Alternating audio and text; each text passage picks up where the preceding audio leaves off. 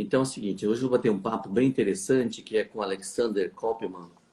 Quantos anos que a gente se conhece, Alex? Eu acho que Foi lá são no 13 congresso. ou 14 anos já, né, Jorge? É, Um foi no congresso, congresso lá em. Acho que era na Flórida, né? congresso Orlando, americano, exatamente. Foi na Flórida 2009, alguma coisa assim. 11, quase 12 anos. Então, o Alex a gente já conhece há um bom tempo, desde que era um jovem recém-formado, agora já é um experiente professor. Ele acabou no ano passado, ele passou no concurso na Unifesp, então fica o professor associado, então ele tem doutorado por lá, tem toda a formação, e ele sempre se dedicou à parte cirúrgica da endometriose, o setor de dor pélvica, que o chefe é o Eduardo Schor, que também foi nosso amigo, né? E aí o Alexander, ele quis fazer, sempre se dedicou à dor pélvica, mas gostava, queria aprender a parte de reprodução humana também. E a gente teve a honra dele ser nosso aluno, né? E hoje ele está assim, é uma referência nacional quando se fala de endometriose e infertilidade, né? Então ele transita muito bem, inclusive ele faz laparoscopias avançadas com ressecção intestinal, se for o caso, inclusive também cirurgia robótica em endometriose. Então é alguém com muita experiência cirúrgica e também acaba trabalhando com a gente na parte de reprodução humana e quando tem pacientes nesse perfil com endometriose grave, avançada, então a gente acaba se ajudando para conduzir esses casos mais complicados. Então a gente acaba também discutindo os casos clínicos da clínica e no nosso curso pós-graduação. Então realmente é alguém que vai acrescentar bastante ao nosso bate-papo. Conforme você me fala, esse bate-papo é bem descontraído, né? E as pessoas vão entrando, mas na hora a gente não vai poder responder para não, assim, alguns não vão sentir-se desprestigiados porque nós não vamos poder falar. Então a gente prefere depois, eventualmente quem tiver realmente dúvidas, aí deixa mais para o final e se der para a gente responder algumas no final, a gente responde e o Dr. Alexander ou eu, a gente pode também responder as perguntas que porventura venham depois. Então, Alex, fala um pouquinho É isso sobre, aí. É não, incrível, sobre né? Você você sabe um que eu pouquinho. estava eu tava Ah, lembrando, Jorge, que é incrível como você lembrou 2009, o Congresso Americano de Laparoscopia, né? O enorme Congresso de Laparoscopia. E como o conhecimento, né? Tanto sobre endometriose, sobre reprodução, como mudou muita coisa de lá para cá, né? Impressionante, tanto a parte técnica e eu acho que a endometriose ela cresceu tanto de lá para cá, a gente sabe hoje que realmente a prevalência aumentou, que é uma dúvida que todo mundo tem, será que está aumentando mesmo? Eu ouço falar de endometriose, eu tenho pacientes que eu atendo que falam, pô, mas todas minhas amigas têm endometriose, o que está acontecendo com essa doença? E de fato aumentou, né? Aumentou muito a quantidade de mulheres e de casos graves, não sei a tua impressão, mas há 10, 15 anos atrás eu acho que quase todo mundo tem a impressão de que não via tantos casos de endometriose profunda, intestinal, e hoje é um assunto, é algo comum e é um assunto que tá até em novela, né, Jorge? Tem novelas que tem personagens da novela que tem endometriose, tem qualquer conversa sobre saúde da mulher, se fala sobre endometriose, é algo que realmente ganhou uma importância, um eu acho protagonismo que bem maior. eu acho a impressão que eu tenho que são dois fatores. Um, porque a mulher ela realmente está postergando a maternidade, como todo mundo sabe, quer engravidar mais tarde. E outro fator também que é muito importante é que tem mais médicos preparados para fazer o diagnóstico, então mais pacientes procuram médico, mais médicos se preparam para fazer o diagnóstico, e com isso tem mais diagnóstico, mais se fala do assunto. Antigamente falava, tá com cólica, casa que passa, né? Depois do primeiro filho passa. Então, isso que acontecia. Hoje não, está com cólica, vai no Exatamente. médico, que deve fazer isso mesmo, e o médico vai fazer o diagnóstico, provavelmente de endometriose, e não vai precisar de sofrer tanto, você não vai precisar de chegar num, a gente vai falar sobre isso, né? Chegar num estágio muito grave. Eu acho que é Sim, bem isso que está exatamente. acontecendo. Concordo, concordo. E a gente teve, você estava falando agora, eu me lembrei, a gente teve agora o Março Amarelo, né? Foi um mês que foi uma batalha justamente que partiu dessa necessidade por causa desse tipo de problema, né? Cólica é algo normal. Então a mulher demora 1, 2, 3 anos para procurar um atendimento, porque a mãe, às vezes alguém da família, irmã, a tia fala, não, cólica é normal. Quando ela vai procurar atendimento, já são 3 anos, passa no atendimento, até o diagnóstico ser feito são 7, 8 anos, isso é no mundo inteiro. E a gente teve o Março Amarelo, que justamente foi um dos objetivos, foi isso, conscientizar para as pessoas entenderem que cólica não é normal, né, Jorge? Para a gente conseguir fazer esses diagnósticos um pouco mais cedo do que a gente vem fazendo, né? Acho que quanto mais precoce, melhor, né? Porque faz diagnóstico precoce, menos risco de ter uma cirurgia mais avançada, né? E outra coisa também Sim. importante sempre lembrar também, nas pacientes com cólica, com cisto de ovário, que cisto de ovário pode eventualmente ser um endometrioma, e aí fala um pouquinho sobre endometrioma aí, para evitar extirpar o ovário, né? Perfeito. Eu coloquei hoje até no meu Instagram um vídeo sobre endometrioma, porque é um assunto tão complexo, né, Jorge? Eu até falei isso lá, que é difícil esgotar esse assunto, porque se a doença ela já é um pouquinho complexa, quando a gente fala de endometriose dentro do ovário, atingindo diretamente o reservatório de óvulos das mulheres, isso atinge um grau de complexidade maior e torna um pouco mais dramático. Para as mulheres, de uma forma geral, que têm endometriose, um dos grandes problemas, você sabe que um estudo mostrou que, mesmo para as mulheres que não têm nenhuma dor, Jorge, você não tem cólica, nada, mas ela faz um exame que mostra o diagnóstico de endometriose, a chance dela entrar num quadro de estresse ou de ansiedade já aumenta só por ter esse diagnóstico de endometriose, porque ela começa a pesquisar, começa a se informar, e se tiver endometrioma de ovário, então ela vai ler um pouquinho, e a primeira informação que chega até essas mulheres é que existe um grande risco de não conseguir engravidar, né? Esse eu acho que é um dos grandes, uma informação que sempre vale a pena a gente se esforçar para se fazer, porque existe uma desproporção entre o estresse que elas vivem, a impressão de que não, ninguém vai ter filho, que eu tenho endometriose, eu não vou conseguir engravidar, e na prática a gente sabe que, Uhum. mesmo com endometrioma de ovário, 40, 45% delas vão engravidar sem dificuldade, e a outra metade são as pacientes que você, que eu, que todos nós atendemos, né? Que a gente vai precisar tratar, seja com fertilização in vitro, seja com cirurgia, e a maioria das vezes acabam conseguindo engravidar, não é aquela O, impressão. Você falou da evolução, realmente, quando eu me formei, 1980 e alguma coisa, né? Antigamente a gente retirava o ovário, tem um cisto de ovário, retirava o ovário, cortava a barriga, retirava o ovário. Aí depois eu fui para os Estados Unidos, voltei, quando voltei a gente começou a fazer laparoscopia. Fui um dos primeiros a fazer laparoscopia operatória, né? Sim. Antigamente não fazia laparoscopia operatória. Pioneiro, sim. E aí a gente ficava super feliz quando retirava o endometrioma e deixava o ovário bonitinho lá. Só que bonitinho, mas a função já estava. Hoje a gente sabe que a função foi muito prejudicada. Então, apesar de ser relativamente hoje fácil retirar o endometrioma, tem que pensar bastante nessa indicação, porque fatalmente você vai tirar um pouco de tecido ovariano ou bastante. Eventualmente, isso pode abreviar a sua vida fértil. Então, deve tomar muito cuidado quando vai se fazer esse tipo de procedimento.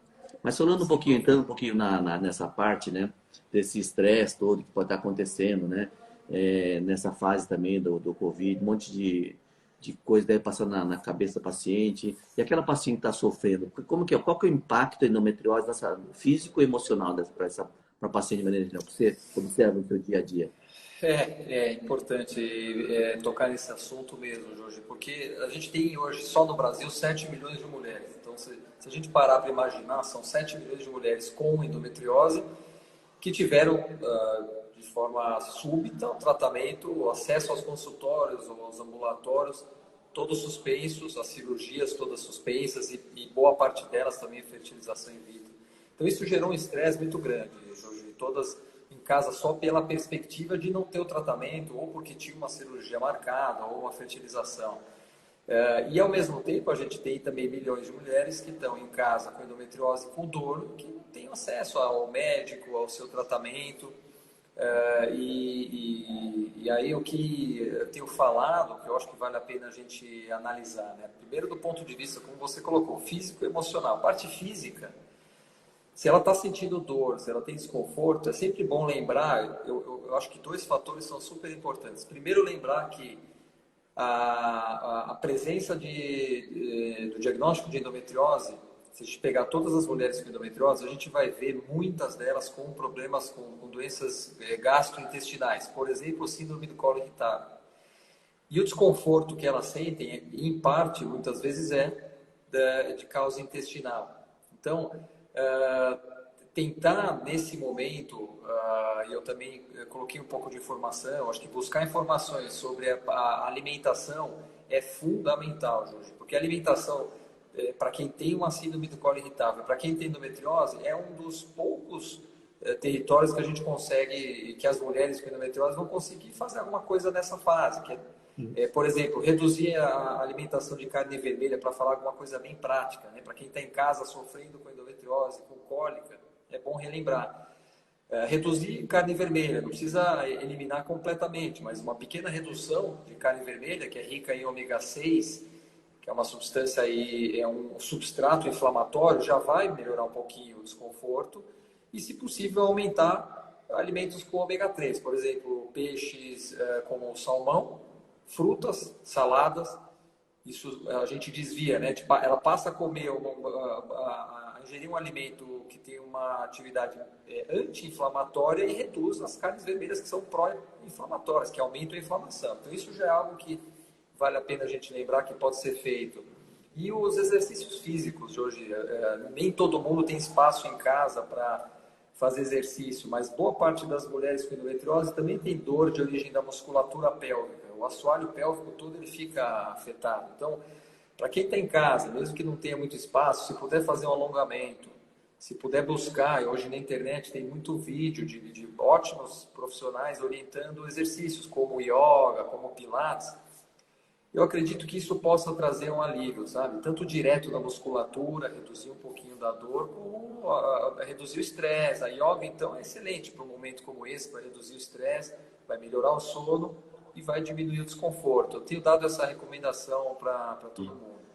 Então você falou isso, mas aí tem paciente que pode caminhar para uma cirurgia mesmo. Até a Lucimar está perguntando, né? Coisa que eu li aqui, ela está perguntando, né? Falando sobre a cirurgia dela que foi adiada, né? Então, nessa pandemia, tem várias pacientes que tiveram sua cirurgia adiada. E ela vai fazer exercício, já está falando. E qual o impacto desse atraso? O que você acha que ela pode fazer para melhorar? Ou você acha que vai piorar muito ou dar uma acalmada nessas mulheres que estão preocupadas por causa desse atraso, de repente, daqui 1 mês, 2 meses, 3 meses, não sabe quanto tempo que é? Não, sem dúvida, acho que a mensagem tem que ser de tranquilizar. A preocupação de muitas especialmente se existe endometriose profunda intestinal, se existe uma endometriose no ovário, a gente estava falando do endometrioma, né, Jorge? É sempre bom lembrar que uma característica bem conhecida da endometriose é de que ela cresce lentamente. E aí fala, poxa, mas a minha é tão grande, é tão profunda, mas a gente sabe que ela começou há 7, 10, 12 anos. Então, ela atinge uma dimensão grande em algumas mulheres, mas ela demora para chegar nesse ponto. Então, mesmo que a pandemia dure mais 2, 3 meses, isso não é um tempo suficiente para a endometriose mudar a sua dimensão. Para quem tem endometriose intestinal, a chance é nula praticamente de que essa doença cresça e obstrua o intestino. Por exemplo, para pegar também uma preocupação que é super comum, tá? No intestino ela vai crescer, vai obstruir. Eu costumo falar, Jorge, que nesses 15 anos lidando com endometriose, no Hospital São Paulo, no setor de endometriose que você citou, aqui na Unifesp, é um local, é um centro terciário, a gente concentra casos graves de endometriose, e nesses 15 anos, muitas pacientes com endometriose profunda intestinal, se a gente teve 3 mulheres que tiveram uma suboclusão, nem oclusão, mas uma suboclusão intestinal, foi muito, não passa disso. Então esse é um risco muito pequeno, embora seja justamente a preocupação de muitas mulheres. Eu acho que não deve preocupar, é importante ter calma, não vai mudar o tamanho da doença e ver as melhores formas de lidar com a dor, né? Esse que é o grande problema. Então, o que ela pode fazer, eventualmente, procurar um médico dela, né? Não vai dar para procurar fisicamente, talvez, né? Mas hoje tem a consulta online que ela chega e conversa com o médico dela, que sabe qual o grau da endometriose e dá para ele orientá-la.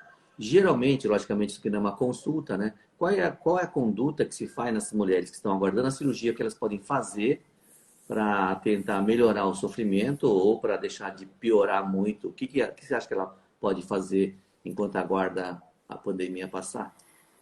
Eu acho que é fundamental para, por exemplo, existem vários grupos que estão vivendo essa situação. Existe um grupo, Jorge, que suspendeu ou que não usava o contraceptivo para tentar engravidar, ou porque já começou uma programação de fertilização in vitro.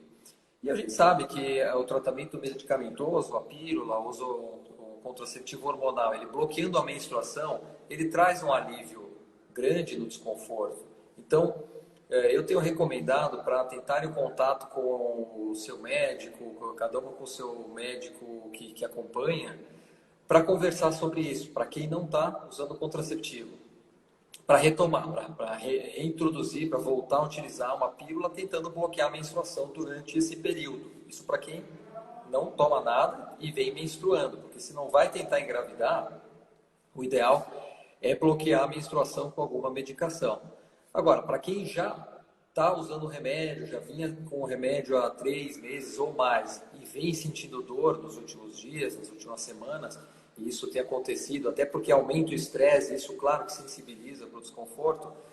Infelizmente, como eu te falei, eu acho que trocar a pílula costuma ter muito pouco efeito. Tem que tentar realmente investir na parte de alimentação, como eu falei, na parte de exercícios, para tentar reduzir o processo inflamatório que envolve endometriose e tentar evitar pronto-socorro, né, Jorge? Isso é uma orientação também que sempre vale lembrar. Infelizmente, esse é o momento que é óbvio que nenhuma mulher vai à toa no pronto-socorro, ela só vai no pronto-socorro se está com muita dor. Mas nesse momento, eu acho que o limite, o limiar para tomar essa decisão de ir ao pronto-socorro tem que ser ainda um pouco maior. Tem que tentar segurar com o remédio, tem que ligar para o seu médico e ir para o pronto-socorro só se realmente isso for uma situação de desconforto muito grande. A endometriose, a gente sabe que a endometriose pode prejudicar a fertilidade, né? Aí tem alguém que está perguntando, né? Como saber se ela é fértil ou não é fértil, né? E além do que, aí uma outra opinião sua, queria que você falasse, né? Ela é fértil ou não é fértil? E nesse momento de pandemia, deve-se ou não evitar a gravidez, né? Vai tomar pílula, já vai tomar pílula, de repente já evita. Qual a sua orientação para as mulheres em relação a isso? Eu tenho seguido o que pouco do que a gente tem visto chegando aí dos Estados Unidos, da Sociedade Americana de Reprodução, e a minha opinião é realmente seguindo um pouco isso, é de evitar naturalmente também, para quem está começando a tentar engravidar. Apesar de a gente ainda estar no momento de cada dia, cada semana, e às vezes ao longo do dia vem novidades tão rápido, né, Jorge? Mas vai demorar para a gente saber qual é o impacto de uma infecção pelo Covid em uma mulher que acabou de engravidar. Então, esse é um risco que, se for possível evitar, eu acho que deve ser evitado. A gente não tem, a pandemia começou há 3 meses, a gente tem mulheres com 3, 4 meses de gestação que estavam engravidando naquela época que ainda vão demorar 4, 5 meses para o bebê nascer, para a gente ter tranquilidade de saber que essa infecção também não afeta o desenvolvimento fetal. E para quem já engravidou, eu tenho recomendado para tomar todos os cuidados como se fosse um grupo de risco. Acho que não tem por que se expor se você está grávida, até porque mesmo que os indícios são de que não aumenta o risco de vida, o risco de letalidade, mas se ela tiver uma infecção um pouquinho mais sintomática, tiver que ir para o hospital, tomar remédios para tratar a parte pulmonar, grávida, é uma situação mais desconfortável, né, Jorge? Então, eu tenho realmente recomendado voltar a pílula e por enquanto, tentar não começar a tentar engravidar. Não É sei por se isso tem que feito. por isso que tem a recomendação da Sociedade Brasileira de Reprodução Humana e Assistida e também das sociedades internacionais também, com a americana e a europeia, que fala que a gente não deve transferir embriões pelo risco de justamente ela engravidar e depois eventualmente procurar o pronto-socorro, vai estar cheio de Covid. Além do que a gente não sabe, ainda não se sabe, parece que não tem relação, não tem uma transmissão vertical, quer dizer, não tem transmissão dos pais para o embrião, para o feto, não tem isso. Mas deve-se evitar. Então, isso que a gente tem feito. Então, mas por outro lado, o que tem acontecido é que tem pacientes que estão precisando de fazer o tratamento por conta de algumas situações. Quais são as situações que você acha que seria importante, eventualmente, o paciente procurar ver se não está na hora dela fazer uma consulta online para verificar se está ou não enquadrada dentro das pacientes que precisam fazer o tratamento agora. Não transferência, mas retirar de óvulo, né? Principalmente o grupo com uma reserva ovariana baixa, né? A gente, vou só lembrar para todos que hoje existe um exame de sangue, que é o hormônio antimileriano, que a gente usa muito para ter uma ideia de como anda a reserva, o estoque de óvulos, né, Jorge? A gente conversa bastante sobre isso aí no dia a dia. E hoje a gente sabe, inclusive, que o antimileriano tem que ser interpretado, claro, com cuidados. Mulheres que usam pílula, ele tem um pouquinho mais baixo, pode dar a impressão de que o estoque já está muito baixo, ele está um pouquinho melhor.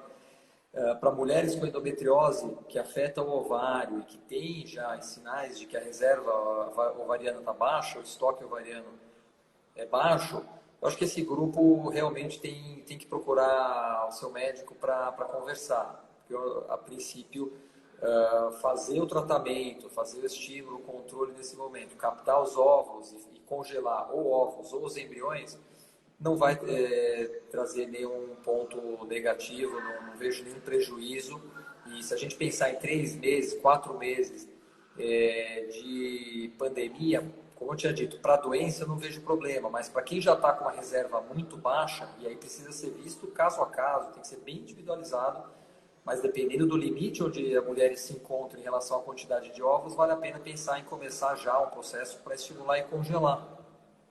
Essa questão é bem polêmica, porque o que fala nas normas da Anvisa é que pacientes com câncer a gente pode realmente fazer a captação de Exato. óvulo para guardar. E depois está escrito lá, outros casos onde o retardar pode ser mais prejudicial para a paciente. Agora, o que são outros casos que dependem muito do bom senso, né?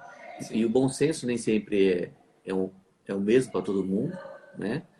E também no Brasil, como o Brasil é muito grande, o que é lá em Campo Grande é diferente de São Paulo, que é diferente de Manaus, que é diferente do Nordeste. Então, o Brasil é muito grande para a gente chegar e botar uma regra só. Por isso que deixou-se mais em aberto esses outros casos, né? E conforme o Alex falou, de repente é uma reserva ovariana baixa, tem gente que chega e fala que pode ser aquela paciente com uma idade mais avançada, que não pode esperar muito mais tempo, porque está extremamente estressada em relação a isso, né? E nas pacientes com endometriose muito grave, será que isso seria o caso também? Na verdade, é um consenso de que a paciente deve discutir com o seu médico, né? No nosso caso, que entre nossos laboratórios abertos para os médicos que queiram utilizar nosso laboratório para fazer os procedimentos, a gente tem que ficar sempre pronto, estamos prontos, para receber o colega que vai trazer a paciente para fazer a retirada dos óvulos. Mas quem decide isso, de fato, é a paciente com o médico, né? Até que ponto ela vai submeter a um procedimento que eventualmente pode ter um pequeno risco, mas pode ocorrer. De repente, na retirada dos óvulos, tem que ser submetido a uma laparoscopia. Aí vai para o Sim, hospital com um sim. monte de paciente com Covid. Será que seria o caso? Então, realmente essas coisas devem ser bem discutidas com a paciente e os dois, tanto a paciente como o médico, deve chegar num consenso para que não ocorra uma iatrogenia por conta de uma indicação precipitada ou de um nervosismo que poderia pode passar daqui a um tempo, né? Então, isso a gente tem que tomar muito cuidado em relação a isso, não é isso? Sim, perfeito. São todos esses ingredientes, né, que tem que ser analisados, né, Jorge, junto com as pacientes, com os casais, para escolher exatamente quem deve começar agora ou não, né? Como você falou, a sociedade, a recomendação da Visa deixa isso de uma forma um pouco subjetiva, né, para que possa ser analisado com cada mulher, com seu médico. E fala, fala. Não, não. Então, estou vendo várias perguntas aqui. Talvez a gente tenha que voltar um pouquinho, né? Sim. Em relação a coisas, assim, ao diagnóstico, né? Como fazer o diagnóstico da endometriose, como saber se ela é infértil, né? Várias pessoas perguntaram aqui, né? Que parou de tomar pílula, depois não engravida, será que pode ser endometriose? Então, queria que você falasse um pouquinho sobre endometriose, né? Logicamente, por que causa infertilidade e por que dificulta a gravidez e uma maneira assim, não é uma consulta, mas pelo menos uma orientação em relação Sim. à endometriose e infertilidade, em 5 minutos você vai falar um montão. Não, perfeito. E é legal porque eu ia falar sobre o próprio congelamento. E quando você fala sobre, você colocou como a endometriose causa infertilidade. É interessante que tem um estudo muito novo, Jorge, foi feito por um grupo da Espanha, publicado agora, em 2020, há um mês e pouco, se eu não me engano, e eles analisaram o melhor momento para congelar óvulos na mulher com endometriose, se é melhor congelar óvulos, para quem já vem pensando nesse assunto, nessa possibilidade. Congela um pouco antes de operar ou congela um pouco depois de operar? E aí eu vou, antes de responder, eu vou voltar nessa questão de como a endometriose causa infertilidade, que foi justamente esse ponto discutido nesse estudo.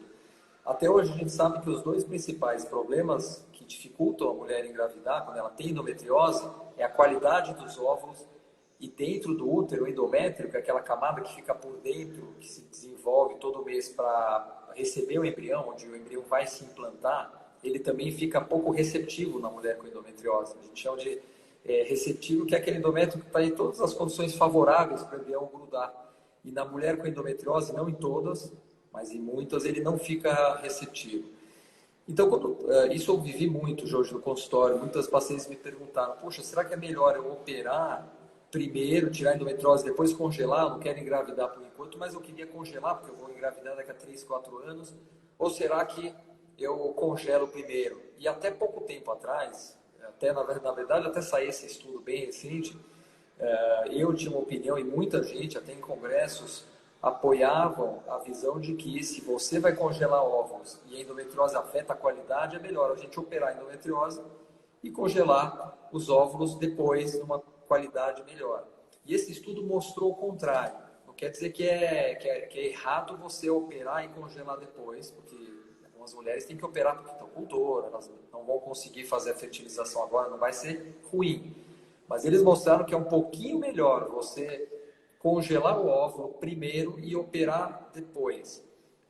Porque a quantidade de óvulos que eles conseguiram congelar na mulher com endometriose que não tinha feito cirurgia foi um pouquinho maior do que nas mulheres que passaram por procedimento cirúrgico.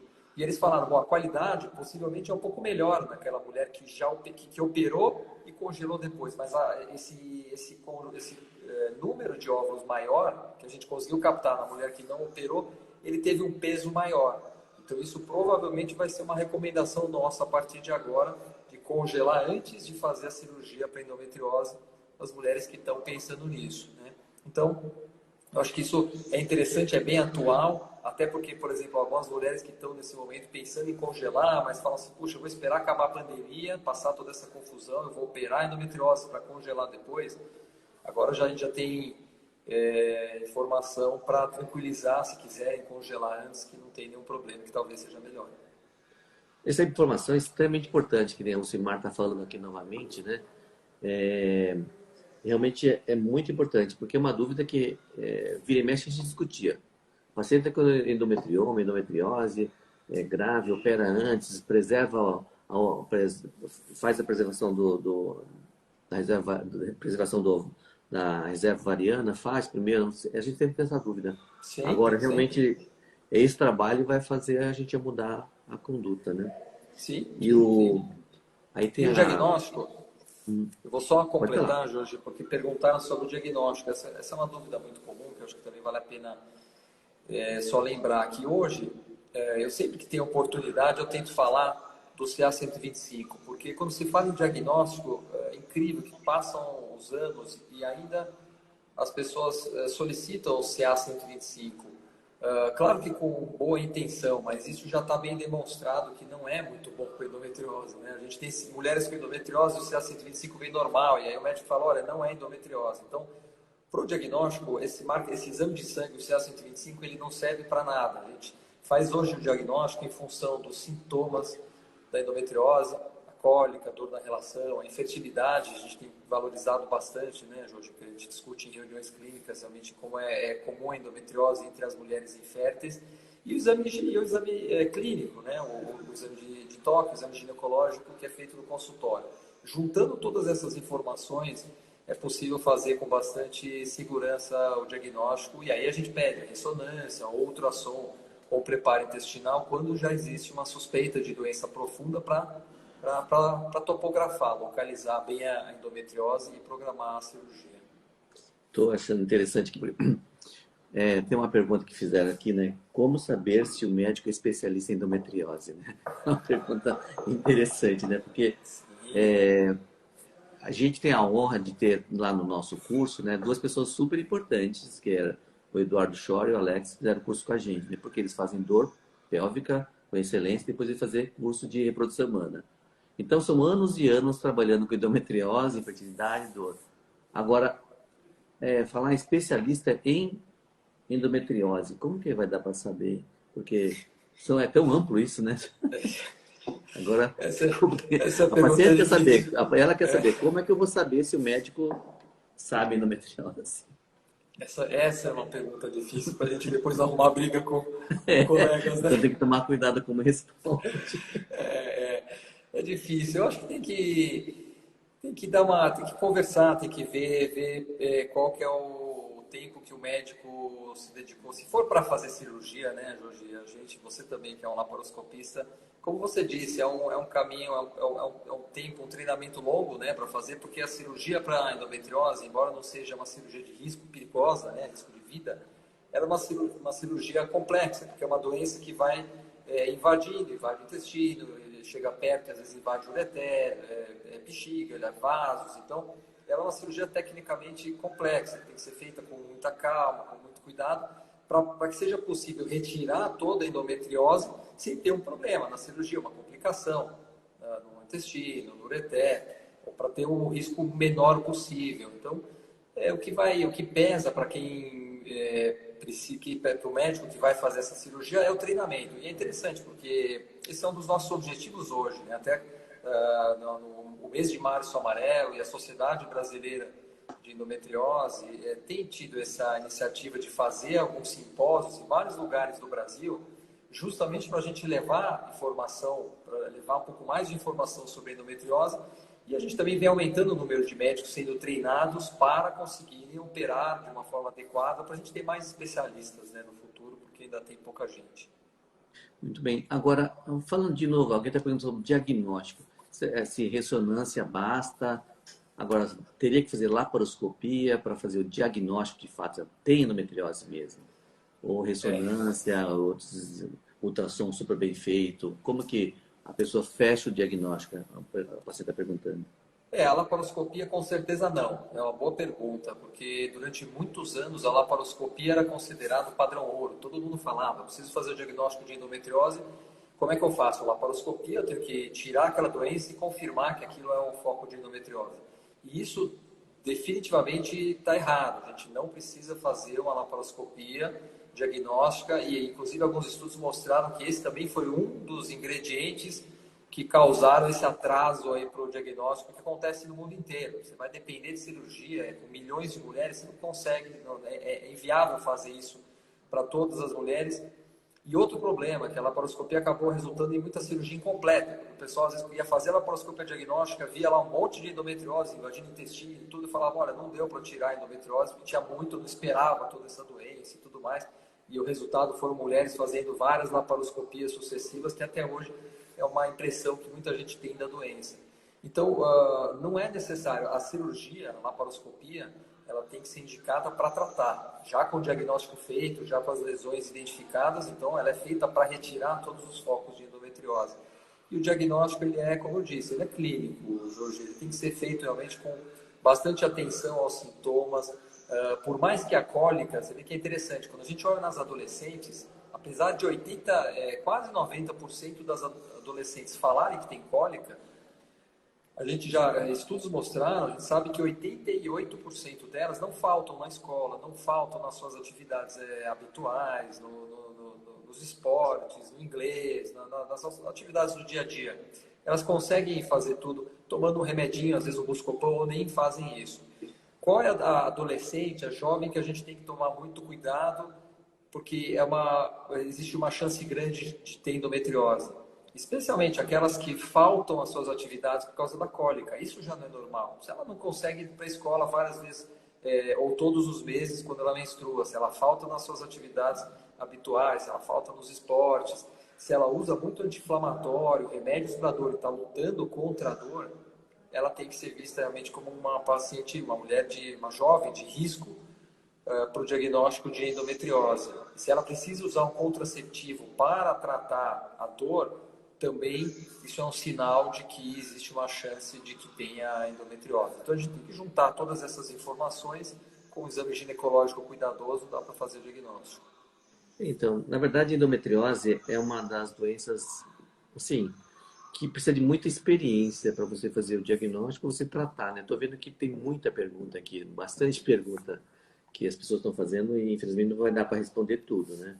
E, e aquela questão lá do especialista, realmente para formar um especialista em endometriose, vamos dizer assim, demora anos e anos, né? Então, é, por exemplo, que nem eu operei muito, e até calo no dedo, de tanto que eu já operei, né? E durante muitos anos, né? Isso, só que o meu foco de cirúrgico sempre foi para coisas para promover a fertilidade. Então, endometriose é uma coisa à parte. São cirurgias que têm outra pegada, vamos dizer assim, né? E aí, quando eu preciso de fazer uma cirurgia de endometriose, logicamente eu acabo chamando o Alex, porque realmente é diferente, não é assim, não vou dizer qualquer um, né? Mas é outra abordagem e tem que fazer a cirurgia completa. Você não pode fazer meia cirurgia, você não pode tirar um pouquinho, dar uma benzidinha, como a gente falava antigamente. Se for, tem que ser para ser radical, para não operar. Eu vi uma paciente aí que fez 3 cirurgias de endometriose. É muita cirurgia de É endometriose, muita né? cirurgia. É muita Muita cirurgia. cirurgia. Então, é complicado. Isso, ela até fala, isso pode levar à infertilidade, porque fatalmente ela passou perto do ovário, se não mexeu no ovário, mas a vascularização do ovário pode ser comprometida, de tal forma que acaba sendo prejudicial. Então, realmente, endometriose, é bom você procurar um médico com bastante experiência em endometriose, porque senão pode comprometer sua saúde. Se a cirurgia também tem, se não for com pessoas bem capacitadas, e existem vários no Brasil hoje em dia, tem muito cirurgião capaz pelo Brasil afora, né? Que faz endometriose muito bem, mas então, e cada local tem o seu médico de referência, né? Que já criou um nome na cidade ou na região que ele opera bem, então você vai nesse colega, né? Ao invés de ficar achando que o ginecologista que faz qualquer laparoscopia assim de maneira geral, ele pode solucionar um caso de endometriose. Não é, não dá para ser assim. Tem que ser alguém que realmente tem muita experiência. Uma coisa que é importante que perguntaram aí também, desculpe, a gente já está em cima da hora aqui, é quando congelar óvulos, né? E até que idade que pode congelar óvulos? Alguém perguntou isso, acho que é interessante você falar um pouquinho disso aí para a gente encerrar, porque já estamos aqui com 40 minutos quase de live. Sim, então vamos lá. O congelamento de óvulos, ele normalmente a gente recomenda que seja feito, o ideal pelo menos, né, Jorge, é que seja feito antes dos 35 anos, porque a partir dos 35 anos existe uma queda mais rápida no ritmo de perda dos óvulos. Eu atendo muitas pacientes com 32, às vezes com 33, e elas falam assim, olha, eu falo muito dos 35, então eu devo esperar até os 35? Eu falo normalmente que assim, se já existe essa intenção de congelar com 32 anos, a decisão é muito individual, mas não é necessário, obviamente, aguardar os 35 anos. Quanto antes, a quantidade de ovos congelados vai ser maior. E da mesma forma, muitas vezes com 36 ou 37, como escutam falar desse número mágico aí dos 35 anos, muita gente acha que não pode, né, Jorge, fazer com 36 anos, com 37 anos. E na verdade não é um problema, não é que não pode ser feito, mas obviamente com 36, 37, a expectativa é de que a quantidade de óvulos que pode ser congelado num tratamento como esse, ela é menor. E isso A pode. quantidade e também a qualidade, E a né? Vai qualidade, piorando, né? exato. Aí, às Exatamente. vezes, tem paciente que tem bastante óvulo aos 40 anos. É possível? É possível congelar aos 40 anos, porque justamente a pessoa perguntou nessa idade. É possível. Só que a possibilidade de ela realmente ter um óvulo de qualidade que vai levar a uma gestação até o final é bem pequena, né? Então, se a Sim. mulher, normalmente, lá pelos 35 anos, precisa em torno de 15 a 20 óvulos para ter uma ou duas gestações, se ela tivesse a mesma quantidade de óvulos aos 40 anos, ela não vai ter essa possibilidade. Por quê? Uma, talvez dificilmente ela vai ter essa quantidade de óvulos. Outra que boa parte desses óvulos já vão estar comprometidos. Então é bom ir o mais precocemente possível, né? Para fazer esse congelamento. E aí, Alex, tem um monte de pergunta realmente. que não vai dar para a gente responder a todas, né? E conforme eu falei para vocês, né, que o Alex é um médico de referência nisso, tem uma formação acadêmica e de cirurgia bastante forte. E, como eu falei, tenho orgulho de ter sido professor dele na parte de reprodução, né? E Sim, sem agora meu dúvida. parceiro. E agora meu parceiro. Vamos sempre juntos. Essa semana a gente vai convidar justamente pessoas que a gente colaborou na formação. Então, hoje tem o Alex, amanhã tem a Tânia, depois tem o Luciano Pompei, e depois vai ter o Gustavo, que nessa semana a gente vai abordar vários tópicos com pessoas que a gente participou com a formação. Você vê que são pessoas de reputação bastante boa, né, nos seus locais de atuação, alguns até de nacional, né? Reputação nacional, como é o caso do Alex, né? Já Quer tem falar uma alguma coisa, Alex? geração aí, né, Jorge? Já tem uma geração formados aí, né, com você. Já Bastante tem gente, né? geração que está Incrível. formando, agora você já está formando os seus discípulos. Novas, exato, exato, exato. Passa rápido. É isso Passa aí. rápido. Alguns a gente viu aqui, né? Um grande amigo, o Felipe, tá aí, estava vendo a O gente. Felipe Mas está aí, o Miziara, tem vários médicos que estão observando, que estão aqui acompanhando, provavelmente para ouvir você falar. sim, não, é um prazer estar junto e é importante, especialmente nesse momento, né, Jorge, essa tua iniciativa é incrível de estar fazendo e estar se disponibilizando todas as noites para fazer live, como a gente está fazendo agora. Você já vem há alguns dias e já tem mais programadas pela frente, porque é um momento que, como eu disse, não só as mulheres com endometriose, mas também elas estão em casa, estão sem tratamento. Às vezes a gente fala, procure seu médico, e a gente sabe que às vezes é difícil, às vezes o acesso não é tão fácil. Então, a levar tantas informações para milhares de mulheres é algo que pode já ajudar muito nessa fase, mas não dá para responder todas as questões, como você falou. Olha, Talvez seja já a já Glaidiane lá seja, de Brasília está aí, né? já é um Várias motivo para a pessoas. gente programar mais algumas lives dessa mais para frente, né? Bacana. Então, eu queria agradecer novamente vocês que participaram aí dessa live aí. O Drauzio aparecendo aí. Ixi, tem um monte de gente aí pelo Grande, Brasil doutor afora, Drauzio. né? Então, obrigado a vocês. Até mais. Pode mandar algumas perguntas aí se vocês quiserem. A perguntar se a clínica está aberta, ela está atendendo, mas a gente não está lá fisicamente, mas ligando sempre tem alguém pronto para receber. Em caso de urgência, está respeitando a pandemia. O que é falado na notícia é o que a gente faz, né? A gente segue as regras conforme manda o figurino. Por isso que a gente acaba estando até hoje aí. Quando a gente convida a pessoa vem como Alexander. Sim, Então, um sim, foi um abraço a todos prazer, foi um aí. prazer. Obrigado pelo convite, parabéns de novo pela iniciativa, por toda essa organização e vamos programando novas aí É isso lives aí. pela frente. Tchau, tchau. Tchau a Até, todos tchau. aí. Tchau Até. para todos, boa noite, tchau.